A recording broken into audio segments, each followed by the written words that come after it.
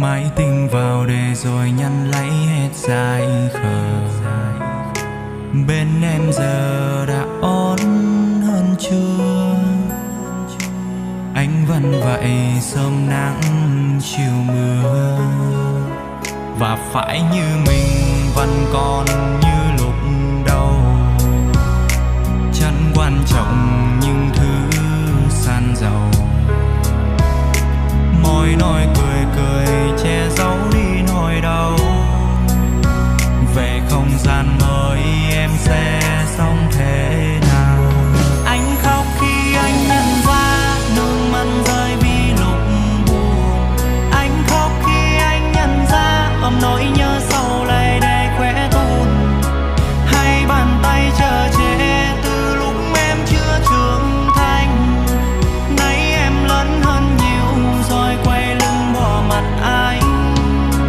Tranh giành đua người khác cũng bởi anh quá khiêm nhường. Muốn cuộc sống sung sướng hay là đòi lấy người bình thường. Suy nghĩ em đã sai cũng như thâm tâm hết sai. Không bên anh hiện tại thì làm gì có em ngày mai. Sao anh ra đi bỏ lại anh chốn này. Nỗi nhớ em lớn đến nhường nào. Ngày lại trôi qua trong không gian im lặng đến như vậy. Một mình anh biết phải làm sao.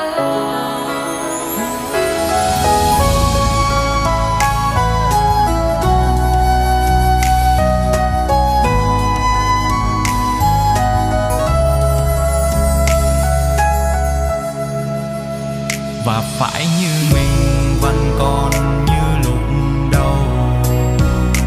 Chẳng quan trọng những thứ san giàu. Môi nói cười cười che giấu đi nỗi đau. Về không gian mới em sẽ sống thế nào? Anh khóc khi anh nhận ra nước mắt rơi vì lúc buồn. Anh khóc khi anh nhận ra ôm nỗi nhớ sâu lại để khỏe tồn. Hai bàn tay chờ che từ lúc em chưa trưởng thành.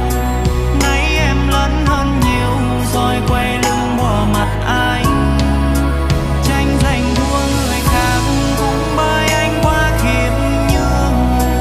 Muốn cuộc sống sung sướng hay là đòi lấy người bình thường.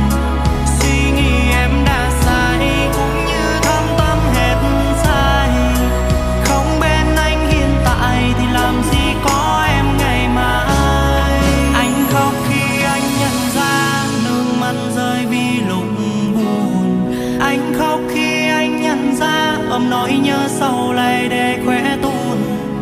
Hai bàn tay chờ che từ lúc em chưa trưởng thành. Nay em lớn hơn nhiều rồi quay lưng bỏ